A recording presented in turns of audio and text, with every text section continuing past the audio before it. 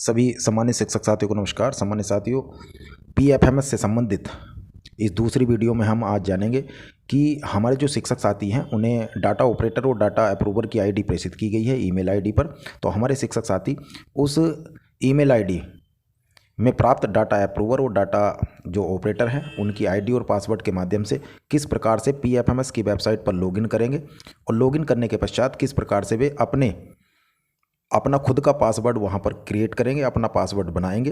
तो किस प्रकार से पासवर्ड आप चेंज कर सकते हैं और यदि आप पासवर्ड अपना भूल गए हैं तो किस प्रकार से आप पासवर्ड को बना सकते हैं।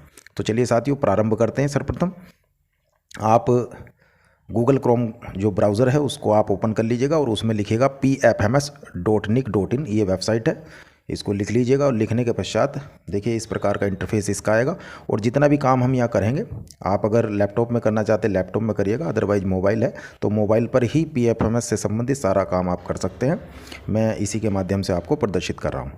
तो साथियों यहाँ पर आप लॉगिन का ये ऑप्शन है, इस लॉगिन के ऑप्शन पर क्लिक करिएगा और क्लिक करने के पश्चात आप नीचे देखिएगा, सबसे पहले ऊपर यहाँ देख लीजिएगा फॉरगेट पासवर्ड है, लेकिन अभी यहाँ पर हमें क्लिक नहीं करना। जो ईमेल आईडी आपको मिली थी उस जो ईमेल आईडी आपकी है उस पर जब विभाग से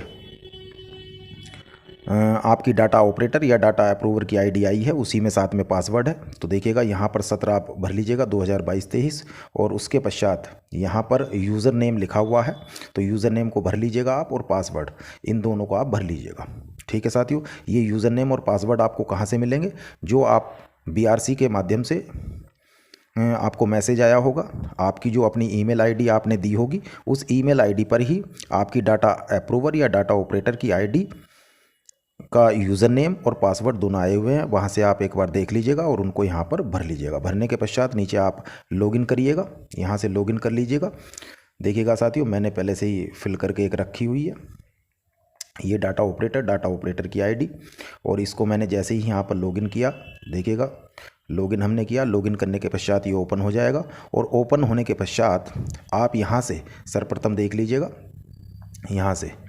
यहाँ लिखा हुआ चेंज पासवर्ड। तो यहाँ से साथियों अपने पासवर्ड को आप चेंज कर लेंगे। यहाँ पर क्लिक करिएगा और क्लिक करने के पश्चात अपने पासवर्ड को चेंज कर लीजिएगा। ये देखिए विभाग से प्राप्त है, आप अपना ऐसा पासवर्ड रख लीजिएगा जो आपको उचित लगे। तो देखिएगा यहाँ पर आप करंट का जो पासवर्ड है जो आपको मिला था उसको आप भर लीजिएगा। उसके पश्चात आप न्यू पासवर्ड जो भी आप बनाना चाह रहे हैं, तो देखिएगा जो भी पासवर्ड आप बनाएंगे 6 से लेकर के उसमें कम से कम 6 करैक्टर उसमें होने चाहिए और अधिकतम 15 करैक्टर होने चाहिए, इससे कम या ज़्यादा ना हो। और साथ ही वो अल्फ़ा न्यूमेरिक हो, उसमें देखिएगा जो ABCD हैं ये भी होनी चाहिए और साथ में उसमें नंबर भी होने चाहिए और उसके साथ साथ कोई उसमें एक स्पेशल करैक्टर जैसे कि @ आदि ये भी उसमें होना चाहिए। तो तीनों चीज़ का कॉम्बिनेशन आपके पासवर्ड में हो ऐसा आप यहाँ पर बना लीजिएगा। न्यू पासवर्ड जो भी बनाएंगे लिख लीजिएगा। सपोज मैंने बना लूँ विनय @123 और जो न्यू पासवर्ड आपने यहाँ पर अंकित किया है उसको आप कंफर्म पासवर्ड यानी कि यहाँ भी उसी को अंकित कर दीजिएगा और चेंज पासवर्ड पर क्लिक करिएगा। इस प्रकार से आपका पासवर्ड चेंज हो जाएगा।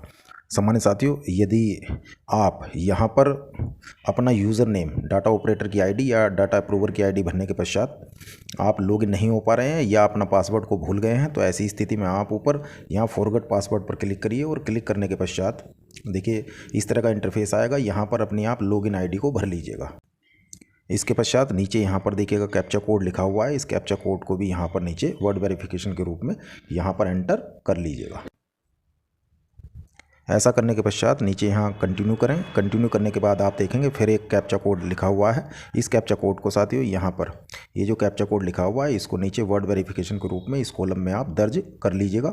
और करने के पश्चात नीचे 3 ऑप्शन दिए हुए हैं, सेंड OTP ऑन ईमेल या मोबाइल नंबर SMS के माध्यम से या दोनों के माध्यम से। तो चलिए मैं इस कैप्चा कोड को भर लेता हूँ और सेंड OTP बाय SMS पर क्लिक कर देता हूँ।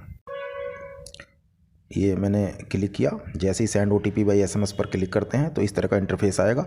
एक OTP हमारा जो मोबाइल नंबर रजिस्टर्ड था उस पर देखिए चला गया है, वहाँ से उस OTP को लेकर के हम यहाँ पर एंटर कर लेंगे और वेरीफाई OTP कर देंगे।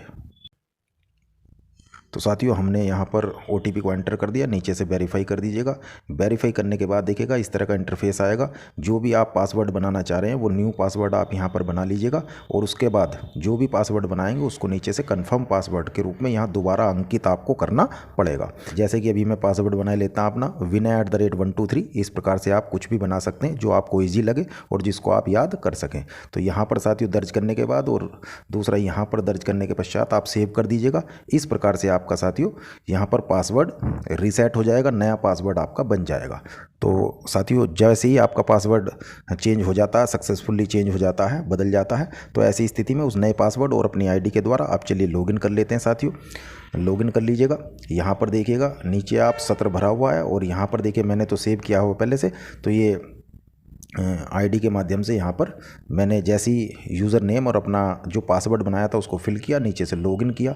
तो लॉगिन करने के पश्चात इस प्रकार से आपकी जो वेबसाइट है PFMS की वेबसाइट है वो ओपन हो जाएगी और उसमें आप कार्य कर पाएंगे। ठीक है साथियों, धन्यवाद। अगली जो हमारी वीडियो होगी उसमें हम देखेंगे कि किस प्रकार से जो विद्यालयों को लिमिट आई है वो लिमिट कैसे हम और कहाँ से देख